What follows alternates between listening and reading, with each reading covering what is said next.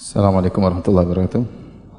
Alhamdulillahi ala ihsani wa syukru lahu ala taufiqihi wa amtinani wa asyhadu an la ilaha illallah wahdahu la syarika lahu ta'ziman li sya'ni wa asyhadu anna Muhammadan abduhu wa rasuluhu da'i ila ridwani. Allahumma salli alaihi wa ala alihi wa ashabihi wa ikhwani. Hadirin hadirat yang dirahmati oleh Allah Subhanahu wa taala, kita lanjutkan bahasan kita bab ke-42, bab ma jaa fi man lam yaqna bil halifi billah. Bab tentang seorang yang tidak puas atau tidak terima dengan sumpah dengan nama Allah. Artinya seorang sudah sumpah dengan dia dengan nama Allah tetap tidak mau terima. Maka ini adalah mencoreng kemurnian tauhid seseorang. Seseorang seharusnya jika ada orang lain bersumpah dengan nama Allah, maka dia harus terima sumpah tersebut sebagai bentuk pengagungannya terhadap Allah Subhanahu wa taala. Adapun jika dia tidak terima tanpa sebab, ya, maka menunjukkan tauhidnya bermasalah, pengagungannya terhadap Allah kurang. Ya, pembahasan kita sekarang tentang bagaimana mencapai pemurnian tauhid. Tauhid seperti baju putih yang bersih yang tidak mau ternoda dengan setitik kotoran apapun. Dan Nabi ingin seorang berjalan di atas muka bumi ini dengan tauhid yang sempurna sebisa mungkin, ya. Ya, karena kita tahu barang siapa yang tauhidnya sempurna, maka dia akan masuk surga tanpa adab dan tanpa hisab. Oleh karenanya seorang berusaha menjaga kemurnian tauhidnya sebisa mungkin. Ada sedikit corengan, ada sedikit coretan, ada sedikit kotoran, maka hendaknya dia bersihkan. Di antara hal yang mencoreng, mengotori, ya, kemurnian tauhid adalah seorang tidak menerima sumpah orang lain padahal orang lain tersebut telah bersumpah dengan nama Allah. Berarti dia kurang mengagungkan Allah Subhanahu wa taala. Taib, kita bawakan hadis yang dibawakan oleh al-muallif Syekh Al-Imam Muhammad bin Abdul Wahhab rahimahullahu taala an Ibni Umar radhiyallahu taala anhuma, dari sahabat Abdullah bin Umar radhiyallahu anhuma, anna Rasulullah sallallahu alaihi wasallam qala, bahwasanya Rasulullah sallallahu bersabda, la tahlifu bi abaikum, janganlah kalian bersumpah dengan nama bapak-bapak kalian. Man halafa billahi falyasduq, barang siapa yang bersumpah dengan nama Allah maka hendaknya dia jujur. Wa man hulifa lahu billahi falyarda, barang siapa yang ada orang bersumpah di hadapan dia dengan nama Allah maka hendaknya dia ridha, hendaknya dia terima. Wa man lam yarda billahi falaysa minallah, barang siapa yang tidak ridha dengan Allah maka dia bukan dari Allah Subhanahu wa taala. Rawahu Ibnu Majah bi sanadin hasan, diriwayatkan oleh Ibnu Majah dengan sanad yang hasan. Baik, kita akan jelaskan hadis ini, ya. Kata Nabi sallallahu alaihi wasallam, la tahlifu bi abaikum wa man halafa billahi falyasduq. Terus apa? Man hulifa lahu billah wa man hulifa lahu billah falyarda wa man lam yarda billah falaysa minallah. Taib, perhatikan si Nabi SAW bersabda, janganlah kalian bersumpah dengan nenek moyang kalian, bapak-bapak kalian. Terus kata Nabi, barang siapa yang bersumpah dengan nama Allah maka jujurlah. Barang siapa yang disumpah di atas nama Allah hendaknya dia terima. Siapa yang disumpah dengan nama Allah, yang orang lain bersumpah dengan nama Allah, maka hendaknya dia terima. Barang siapa yang tidak terima, maka bukan dari Allah. Maka bukan dari Allah. Tapi beberapa faedah yang bisa kita ambil dari pembahasan hadis ini. Yang pertama, Nabi bersabda, la tahlifu bi abaikum, jangan kalian bersumpah dengan nenek moyang kalian. Merupakan kebiasaan orang-orang Arab jahiliyah dahulu, mereka bersumpah dengan nenek moyang mereka sebagai bentuk penghormatan terhadap nenek moyang mereka, kabilah mereka, suku mereka, dan menunjukkan keseriusan mereka sampai mereka bersumpah dengan nama bapak mereka, demi bapakku atau demi nenek moyangku. Ya, maka Nabi larang karena bersumpah dengan nama selain Allah apa? Syirik. Tetapi para ulama mengatakan tidak ada mafhum mukhalafah dalam lafal ini. Maksudnya Nabi waktu berkata, janganlah kalian bersumpah dengan nama bapak-bapak kalian, jangan sampai dipahami kalau begitu selain nama bapak enggak apa-apa. Paham? Jangan sampai dipahami sebaliknya. Yang Nabi larang bersumpah dengan nama bapak-bapak, nenek moyang. Kalau begitu bersumpah dengan selain nenek moyang boleh dong? Jawabannya tidak. Ini tidak ada mafhum mukhalafahnya karena dia kharaja makhrajal ghalib. Dalam kaidah usul, dia keluar dalam karena kebanyakannya seperti itu. Maka disebutkan secara khusus karena ini sering terjadi. Tetapi tidak ada mafhumnya. Saya ulangi, kalau suatu keluar makhrajal ghalib karena kebiasaannya begitu, maka tidak ada mafhum mukhalafahnya. Contoh seperti hadis idza walagal kalbu fi ina'i ahadikum. Jika ada seekor anjing menjulurkan lidahnya di tempayan kalian. Jangan dipahami kalau begitu selain tempayan tidak apa-apa. Ya. Bagaimana kalau ember, bagaimana kalau piring, kalau bukan bejana yang ada airnya. Disebutkan bejana di situ karena memang itu yang sering apa? Terjadi. Tapi jangan dipahami sebaliknya. Berarti kalau selain dari bejana tidak apa-apa. Paham atau tidak? Mau diulangi? Kenapa? Karena telah datang hadis-hadis yang lain yang menunjukkan larangan terhadap bersumpah dengan nama selain Allah. Seperti dalam riwayat, ya, la tahlifu bi abaikum wala tawaghit. Janganlah kalian bersumpah dengan nama bapak kalian dan juga jangan dengan togut-togut bersumpah dengan Tuhan-Tuhan mereka. Jadi bukan cuma bapak yang dilarang. Contoh juga Nabi datang dengan larangan umum, ya. Man halafa bi ghairillah faqad asyrak atau kafar. Barang siapa bersumpah dengan nama selain Allah maka dia telah berbuat apa? Kesyirikan. Maka ini juga berlaku umum, ya. Demikian juga kata Nabi SAW dalam hadis yang lain, laisa minna man halafa bil amanah. Bukan dari golongan kami siapa yang bersumpah dengan amanah. Demi amanah. Ini syirik, enggak boleh. Bahkan Nabi mengatakan bukan dari golongan kami menunjukkan dosa besar. Jadi intinya maksud dari pembahasan ini bersumpah dengan nama selain Allah itu syirik.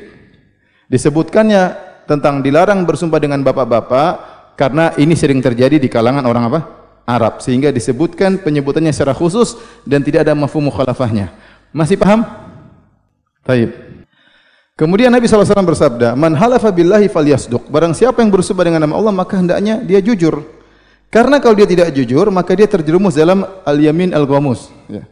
Yaminul ghamus. Kalau dia tidak jujur dengan sumpah dengan Allah maka terjerumus dalam dosa besar yang disebut dengan yamin ghamus. Ya.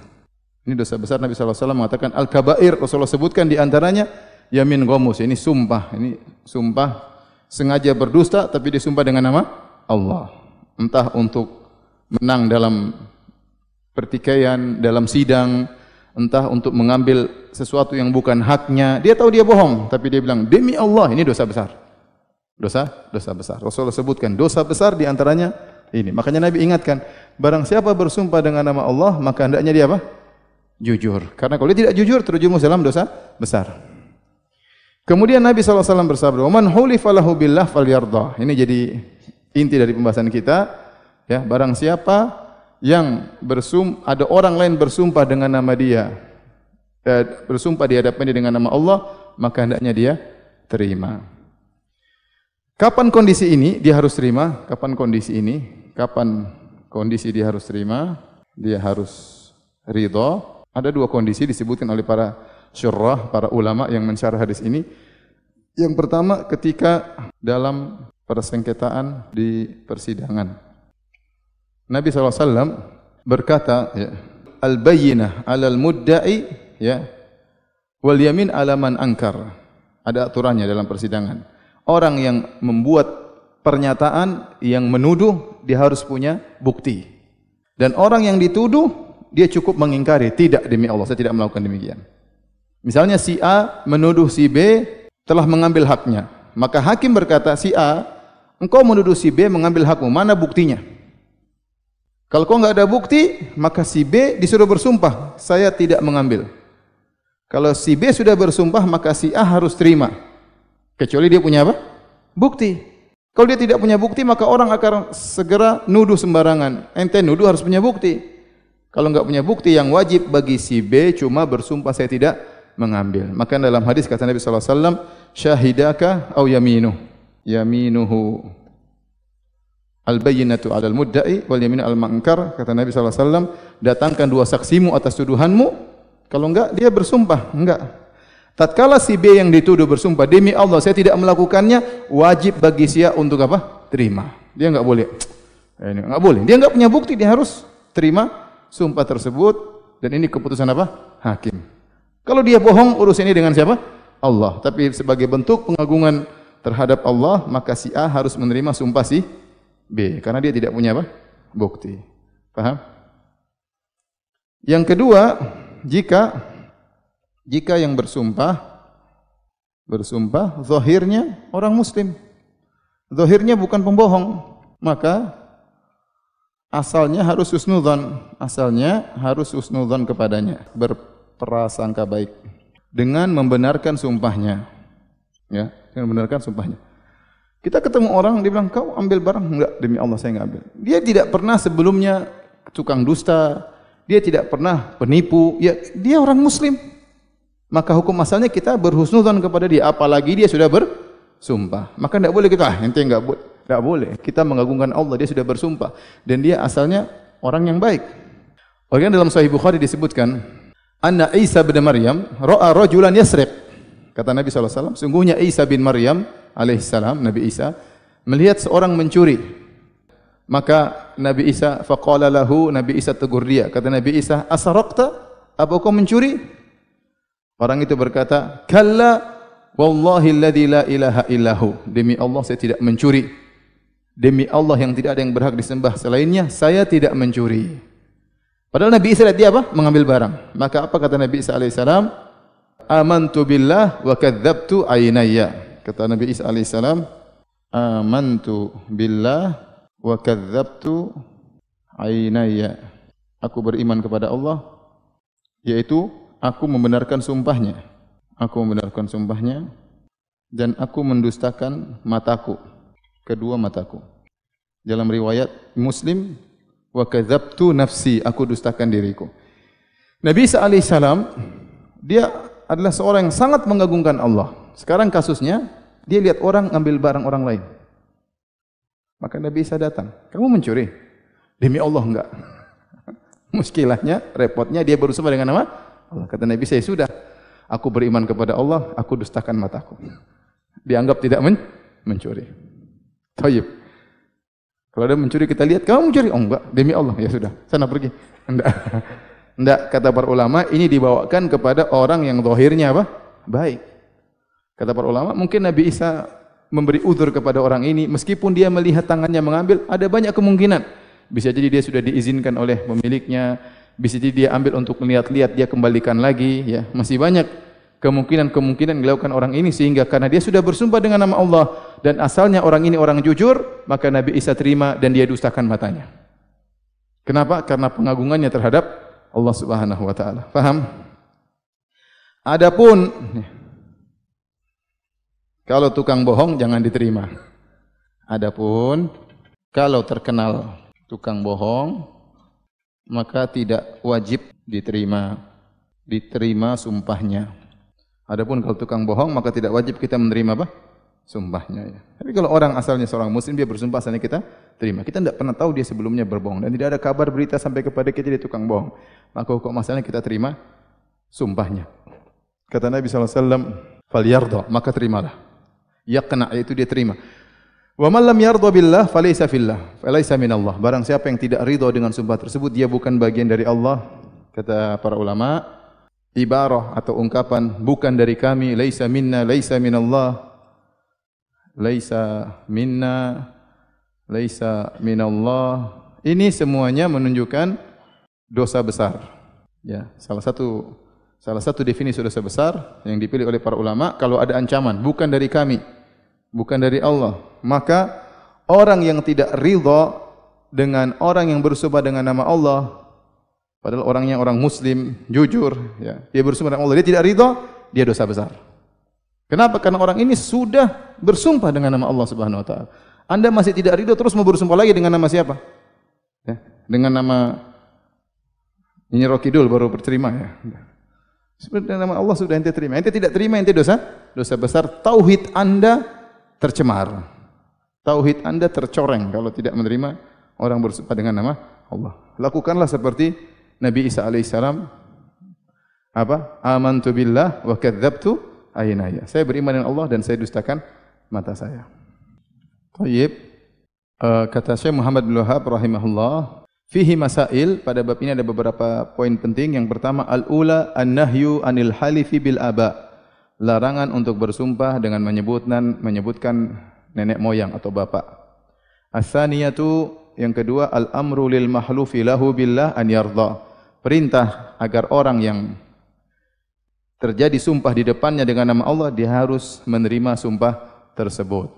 As-salisatu, yang ketiga, wa'idu man lam yardha, ancaman bagi orang yang tidak terima sumpah tersebut, termasuk dosa apa? Dosa besar dan mencoreng tauhid.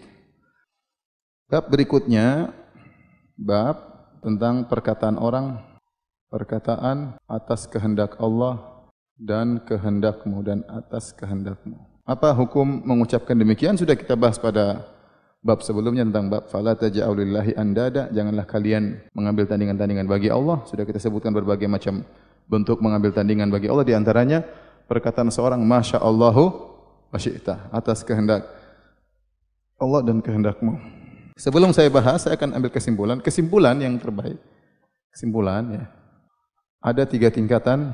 Yang pertama, perkataan masyaallahu wahdah, atas kehendak Allah semata. Inilah yang disunnahkan. Kita mengucapkan demikian. Masyaallahu wahdahu.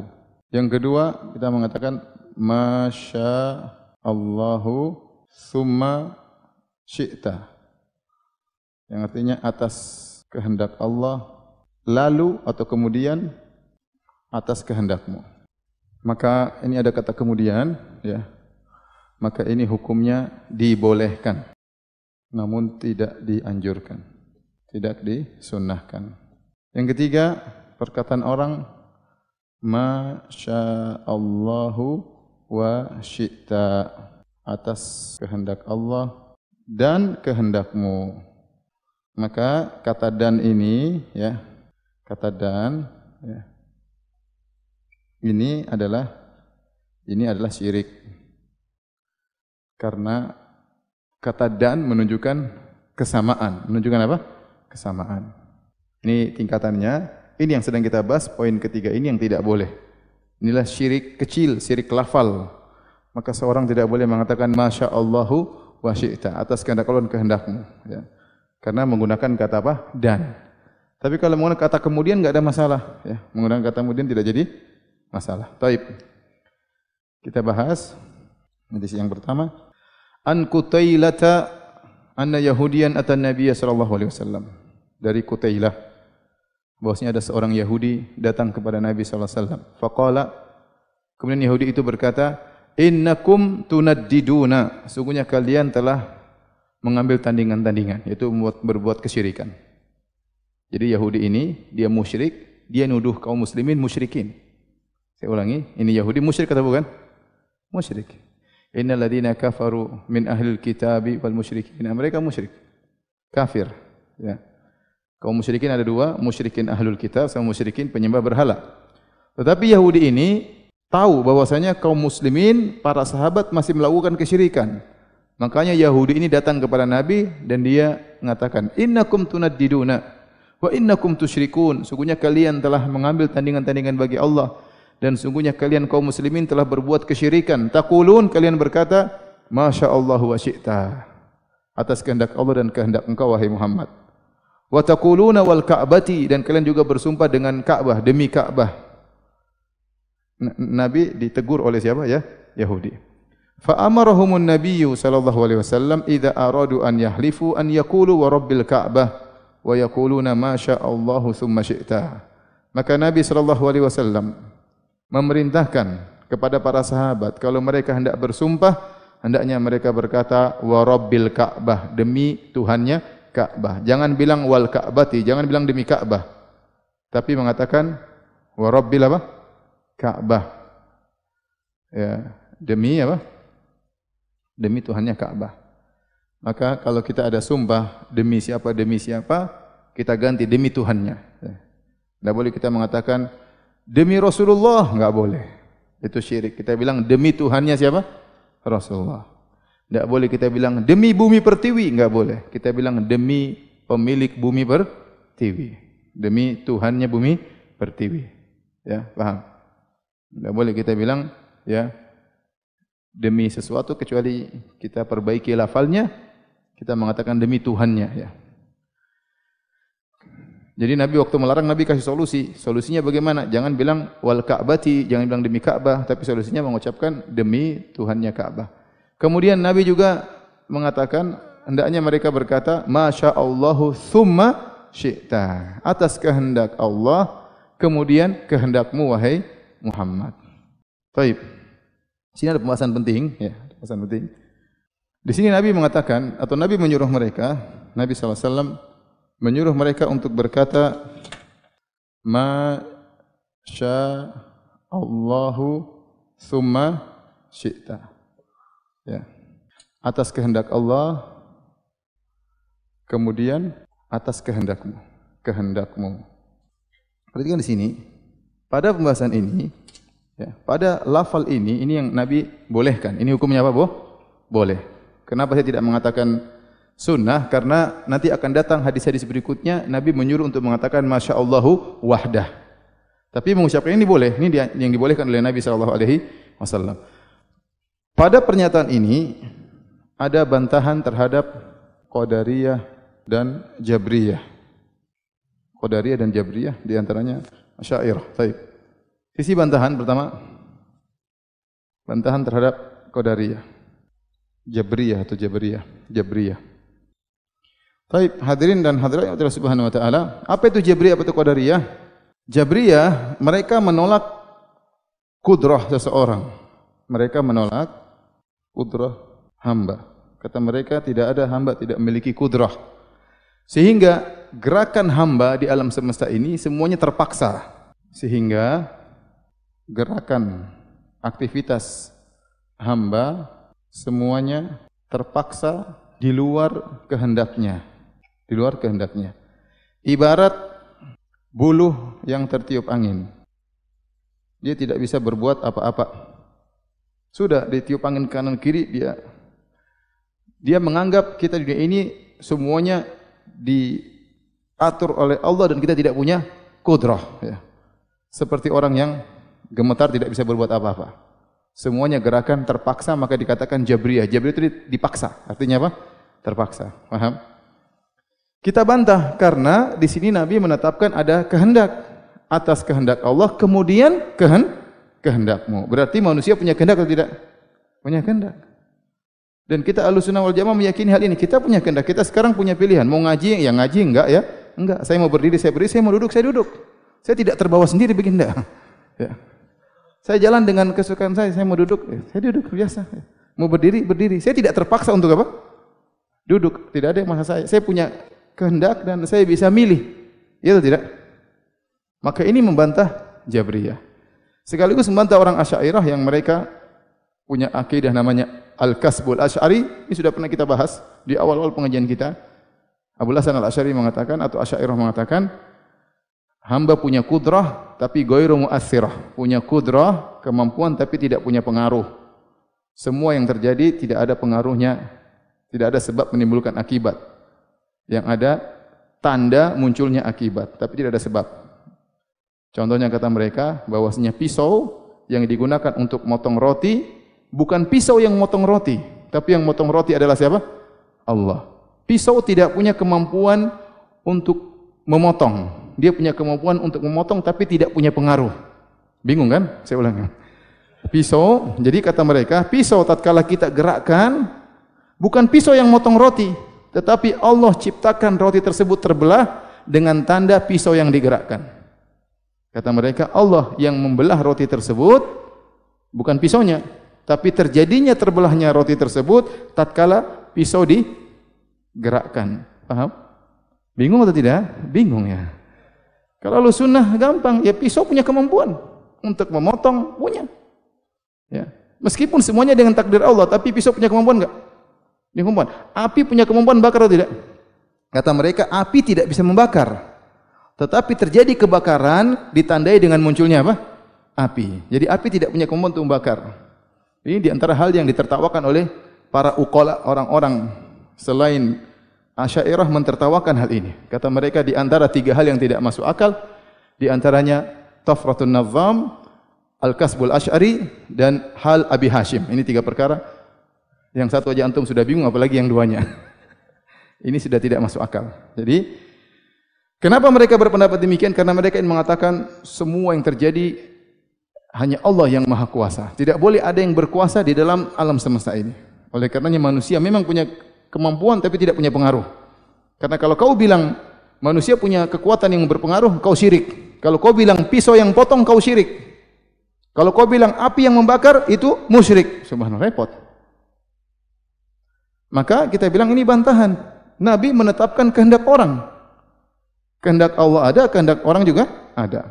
Oleh karenanya, di antara bukti bahwasanya api memiliki kemampuan membakar, ketika Nabi Ibrahim dilemparkan ke api, Allah berkata apa? Kata Allah, "Ya naru kuni bardan wa salaman ala Ibrahim." Wahai api, jadilah kau dingin.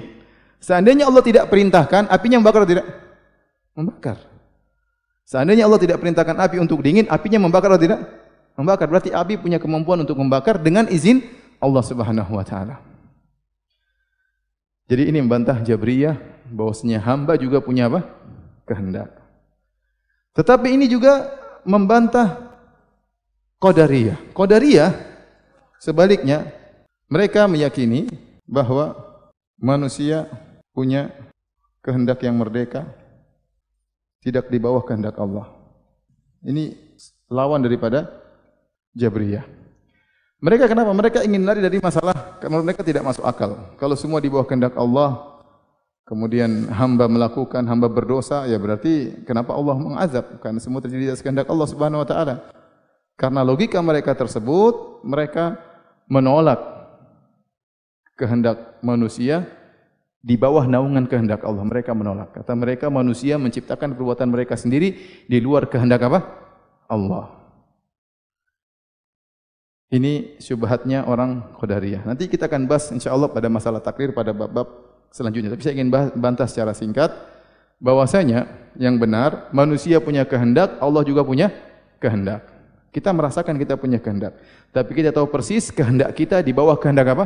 Allah. Betapa sering kita ingin sesuatu tidak berhasil. Ya tidak? Ada kawan saya, dia ingin poligami, kehendaknya luar biasa. Sudah berusaha kanan, berusaha kiri, gagal terus. Ketahuan lagi, ya, gagal. Dia punya kehendak enggak? Tapi apakah semua kehendaknya bisa dikerjakan? Tidak, di bawah kehendak apa? Allah. Paham? Dia punya kehendak, dia mampu, dia bisa ngelamar, dia bisa. Tapi ternyata tidak semua kehendak dia bisa berjalan.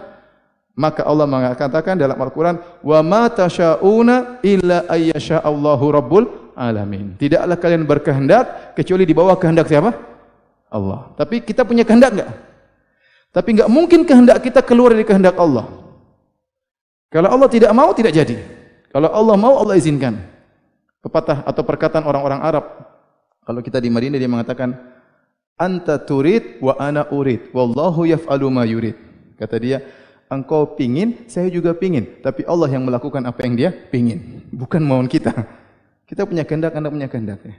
Ya, tapi yang menentukan siapa? Allah. Berarti kehendak manusia di bawah kehendak Allah tidak? Iya. Kehendak manusia di bawah kehendak Allah Subhanahu wa taala. Bisa dipahami? Berarti manusia punya kehendak tidak? Manusia punya kudrah atau tidak?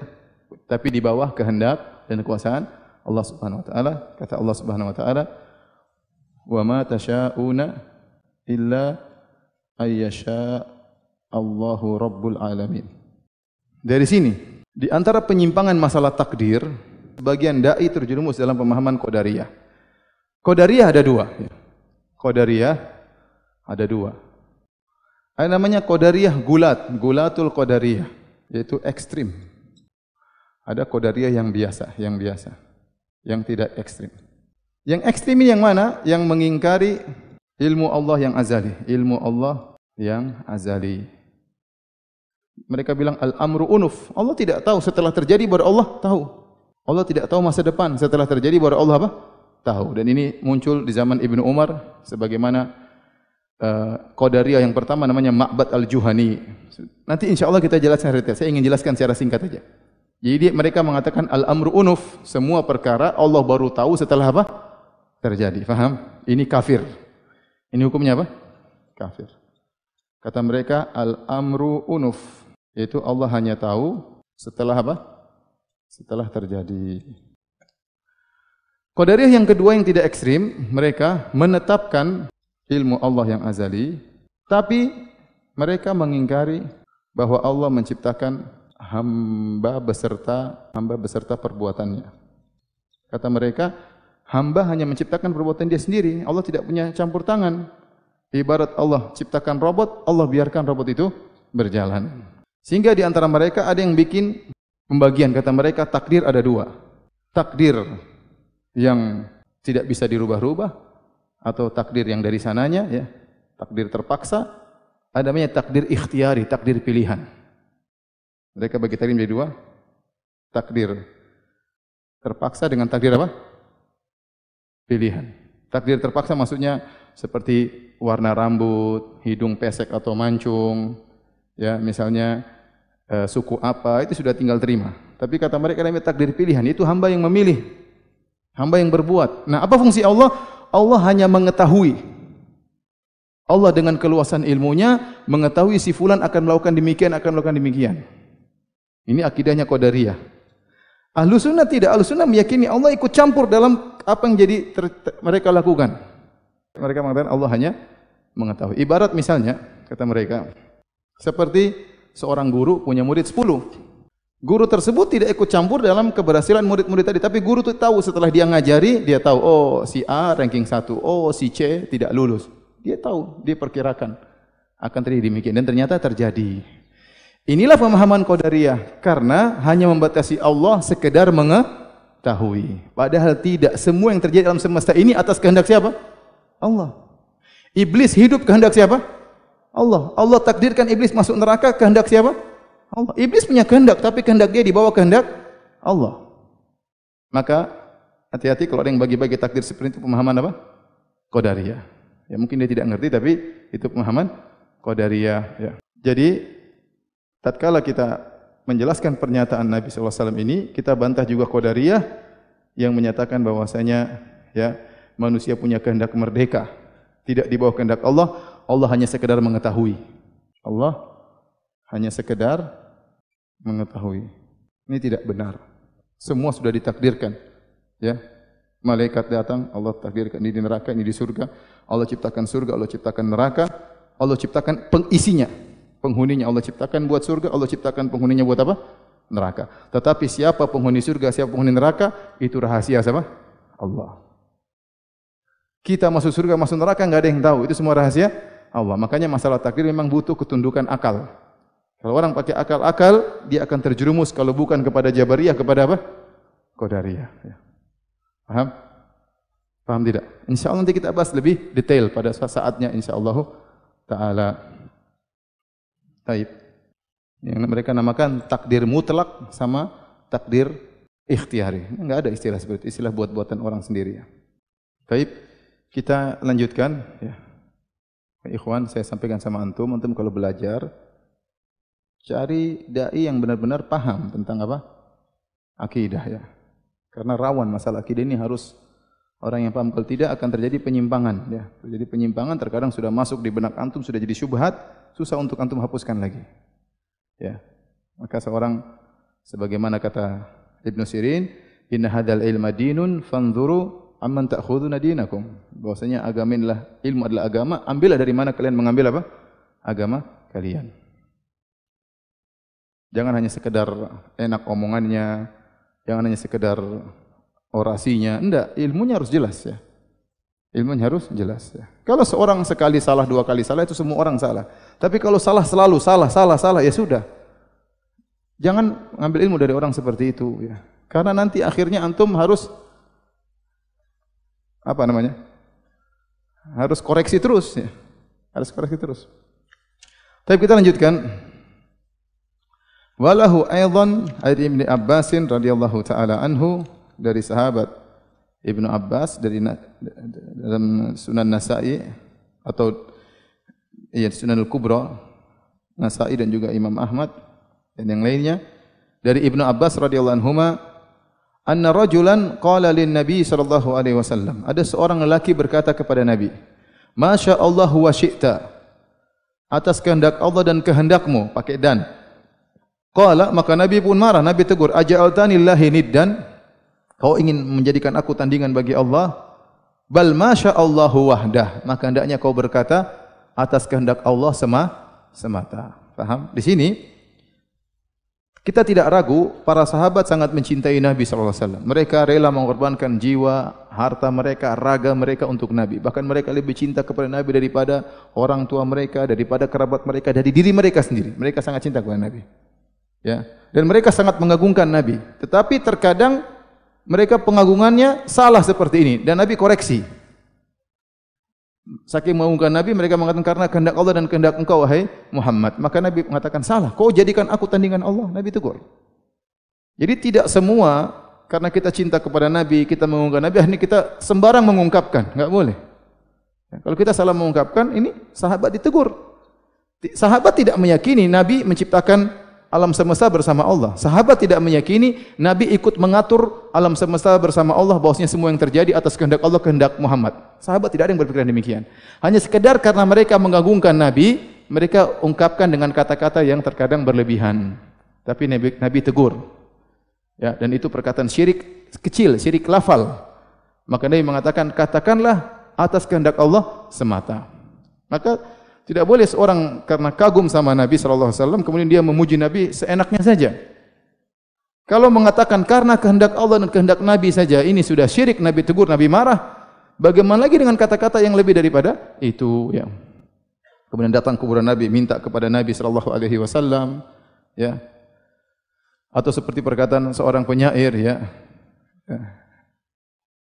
Seperti apa? Wa inna min judika dunya wa dharataha wa min ulumika ilmal lauhi wal qalami.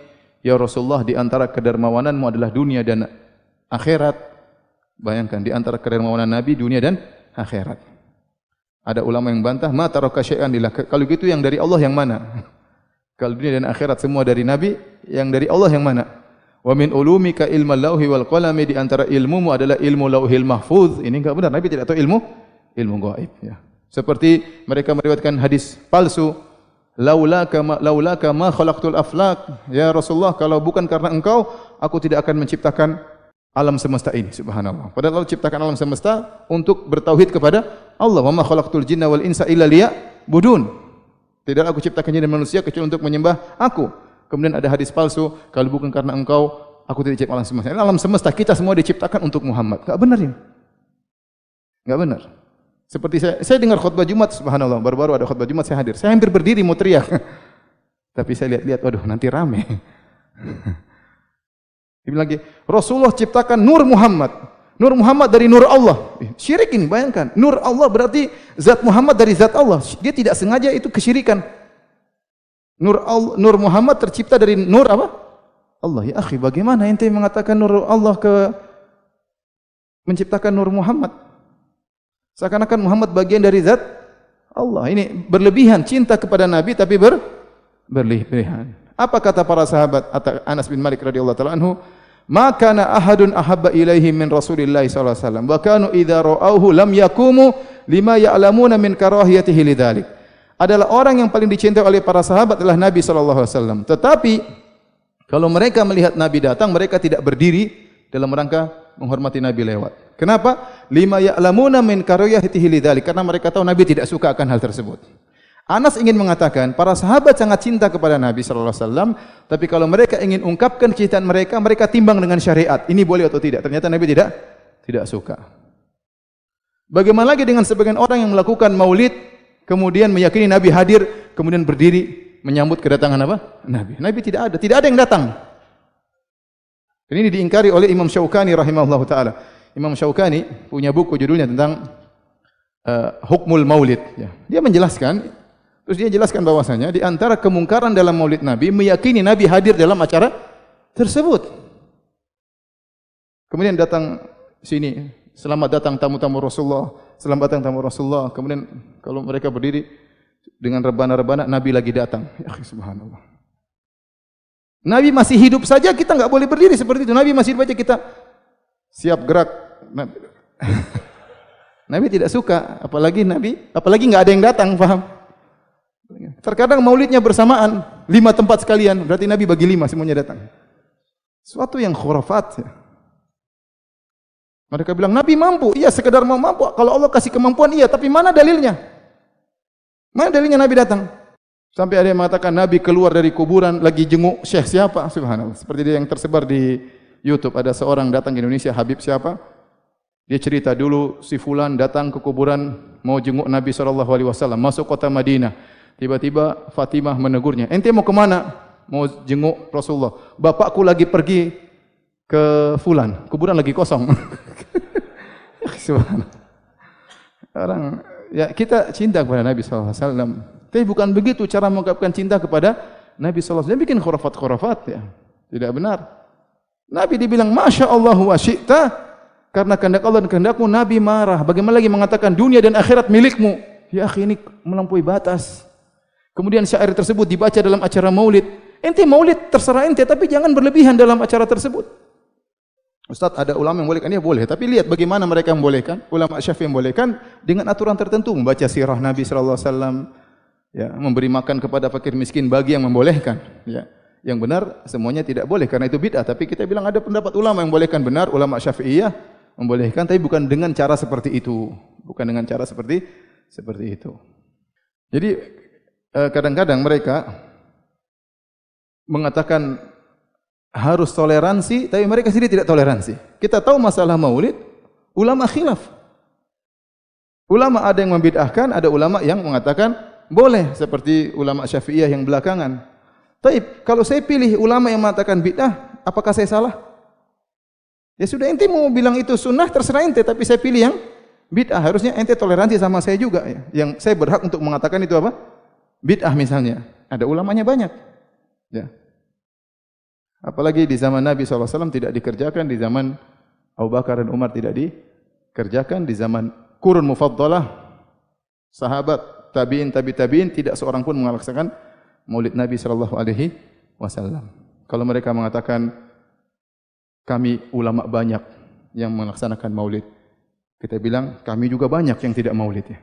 Nabi, Abu Bakar, Umar, Utsman, sahabat 10.000, tabi'in, 4 imam mazhab, ikut yang mana? Geng yang ini apa geng yang ini?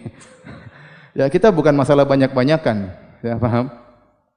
Tetapi kita pakai dalil, kalaupun kamu melaksanakan maulid, ikutlah cara ulama yang membolehkan.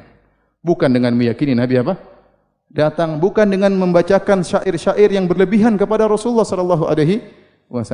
Itu maksudnya. Azan dulu, baru kita lanjutkan.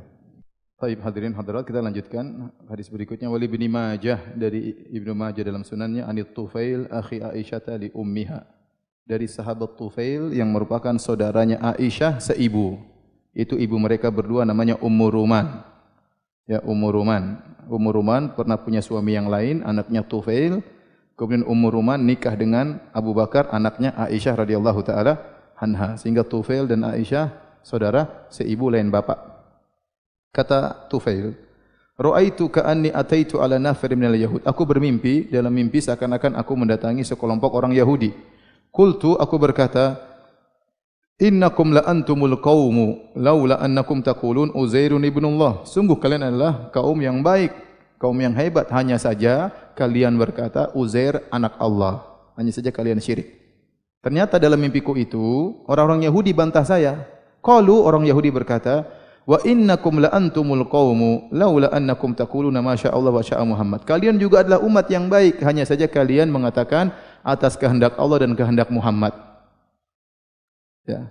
Tsumma marartu bi nafarin minan nasara. Kemudian aku melewati sekelompok orang Nasara, fakultu, aku berkata, aku nasihati mereka, "Innakum la antumul qaumu laula annakum taquluna al-Masih ibnullah." Kalian adalah umat yang baik, hanya saja kalian mengatakan Isa adalah anak Allah. Qalu, mereka bantah saya. Mereka berkata, "Wa innakum la antumul qaumu laula annakum taquluna ma syaa Allah wa syaa Muhammad." Kalian juga umat yang baik, hanya saja kalian berkata atas kehendak Allah dan atas kehendak Muhammad. Lafal yang syirik. Falamma asbahtu, tatkala aku pagi hari bangun tidur, ya, akhbartu biha man akhbartu. Aku kabarkan mimpi tersebut kepada orang yang aku kabarkan. Thumma ataitu an-nabiy sallallahu alaihi wasallam fa akhbartuhu. Kemudian aku pun datang kepada Nabi sallallahu alaihi wasallam lalu aku kabarkan kepada Nabi tentang mimpiku. Faqala hal akhbarta biha ahadan? Nabi bertanya, apa kau sudah mengabarkan hal ini kepada seseorang? Qultu na'am. Qala, aku berkata iya. Qala fahamidallahu wa athna alaihi. Maka Nabi kemudian menyampaikan ceramahnya atau nasihatnya seperti biasa. Nabi memuji Allah dan menyanjungnya.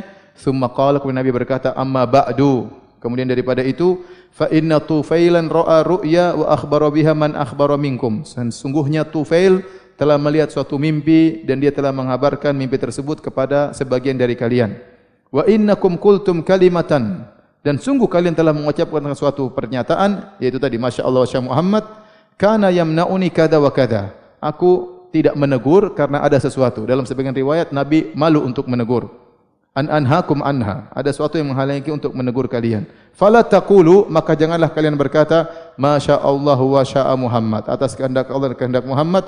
Walakin qulu, tapi ucapkanlah Masya Allahu wahdah, atas kehendak Allah semata. Ini mimpi dari seorang sahabat yang mimpi tersebut dibenarkan oleh Nabi sallallahu alaihi wasallam. Bahwasanya dalam mimpi tersebut sahabat ini ditegur oleh Yahudi dan Nasrani yang mereka mengatakan kalian itu benar tapi salah kalian mengucapkan atas kehendak Allah dan kehendak Muhammad. Dan telah berlalu hadis sebelumnya bahwasanya ada seorang Yahudi datang kepada Rasulullah sallallahu alaihi wasallam kemudian menegur Nabi. Orang-orang kaum muslimin mengatakan Masya Allah wa syi'ta. Dan itu perkataan syirik. Ini di antara bentuk syirik kecil yang Nabi sallallahu alaihi wasallam di awal Islam tidak langsung melarang. Waktu di awal Islam yang Nabi fokuskan adalah syirik-syirik besar. Paham? Sampai Nabi pindah ke Madinah, baru kemudian Nabi tegur masalah itu. Karena Nabi baru ketemu dengan Yahudi tatkala Nabi di mana? Di Madinah. Waktu di Mekah, sebagian para sahabat melakukan syirik kecil seperti bersumpah dengan nama selain Allah. Bersumpah dengan nama nenek moyang. Kemudian tapi Nabi tidak langsung menegur. Yang Nabi fokuskan syirik apa? Besar. Karena bernahi mungkar perlu tahapan. Kemudian juga di antaranya mereka sering mengucapkan Masya Allah wa syi'ta, atas kehendak engkau kehendak Muhammad. Nabi dulu ingin tegur tapi Nabi ada halangan sehingga akhirnya terjadilah mimpi Tufail, baru Nabi kemudian menegur. Adapun kalau syirik akbar, maka Nabi sudah larang sejak apa? Sejak awal. Maka ini di antara faedah yang bisa kita dapatkan dalam dakwah. Terkadang kita berdakwah tidak langsung kita haramkan semuanya. Bukan kita bilang boleh, enggak. Tapi kita enggak usah bahas dulu. Kita bahas yang penting-penting terlebih dahulu.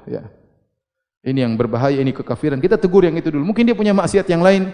Ya udahlah, kita enggak usah bahas itu. Bahas yang besar-besar terlebih dahulu. Karena kalau kita bahas yang kecil-kecil, bisa jadi mereka langsung kabur dan mereka tetap tenggelam dalam syirik misalnya. Ingat, bukan kita membolehkan, bukan. Tapi kita terkadang menunda demi kemaslahatan sebagaimana yang dikerjakan oleh Nabi sallallahu alaihi wasallam. Dan ini juga dalil bahwasanya Yahudi dan Nasrani terkadang ngerti tentang tauhid. Tadi kita sebutkan Yahudi ngerti tauhid, padahal dia sendiri syirik.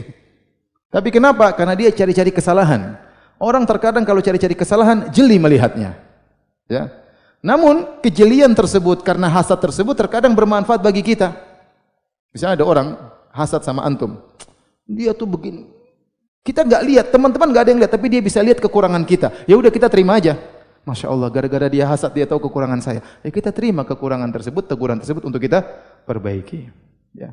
Terkadang orang hasad bermanfaat, paham? Terkadang seringnya bikin mudarat ya.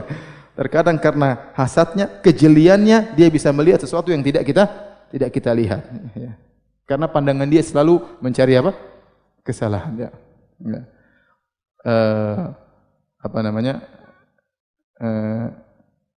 Oleh karenanya kebaikan, kebenaran datang dari mana saja kita terima. Kalau itu benar-benar kebenaran, siapapun yang mengucapkannya kita terima. Sebagian dalam riwayat hadis yang dhaif disebutkan al-hikmatu dhalatul mu'min haitsuma wajadaha ya akhadhaha ya. Hikmah atau kebenaran adalah dhalatul mu'min. Dhalah itu suatu barang yang hilang. Kalau kita ketemu kita ambil. Dari mana saja datangnya? Dari iblis, dari Yahudi, kalau itu benar kita ambil. Makanya, tatkala Abu Hurairah diajarkan oleh iblis, kalau mau tidur baca ayat kursi, Abu Hurairah lapor kepada Nabi, "Ya Rasulullah, itu iblis atau setan itu mengajarkan aku begini-begini." Kata Nabi sallallahu alaihi wasallam, "Shadaqaka wa huwa kadzdzub." Iblis lagi benar, biasanya dia tukang apa? Bohong. Ini berarti Abu Hurairah berguru kepada siapa? Bukan berguru pada iblis, enggak. Dia mendengar pemberitahuan dari iblis, namun dia ngecek kepada siapa? Nabi Muhammad sallallahu alaihi wasallam, dan Nabi SAW benarkan meskipun datang dari iblis. Sama Yahudi. Yahudi sekarang Tufail dalam mimpinya Yahudi ngajarin dia, maka dia cross check kepada Nabi dan ternyata benar. Maka kebenaran dan dari mana kita terima. Siapapun yang mengucapkannya, dari orang fasik, orang kafir kita terima. Beda dengan berguru ya. Jangan kita bilang kebenaran kita ambil dari mana saja. Iya, tapi berguru beda. Apakah ada yang mengatakan silakan berguru sama iblis? Enggak ada. Ini kan Abu Hurairah dapat ilmu kebenaran dari iblis. Tapi ada yang mengatakan, "Wahai Abu Hurairah, berguru sama iblis?" Enggak ada. Enggak ada yang Tufail berguru sama Yahudi, enggak. Tapi kalau pas kebetulan kebenaran tersebut diucapkan oleh orang kafir, ya kalau benar kita terima. Tapi bukan berarti kita berguru sama dia. Adapun berguru, maka tadi perkataan Ibnu Sirin, "Inna hadzal ilma dinun fanduru." Ya, sungguhnya ilmu adalah agama, lihatlah amman ta'khuduna dinakum, dari mana kalian mengambil agama kalian. Baik. Ini yang bisa kita sampaikan. Demikian saja kajian kita. Subhanakallahumma bihamdik asyhadu an la ilaha illa anta astaghfiruka wa atubu ilaik. Assalamualaikum warahmatullahi wabarakatuh.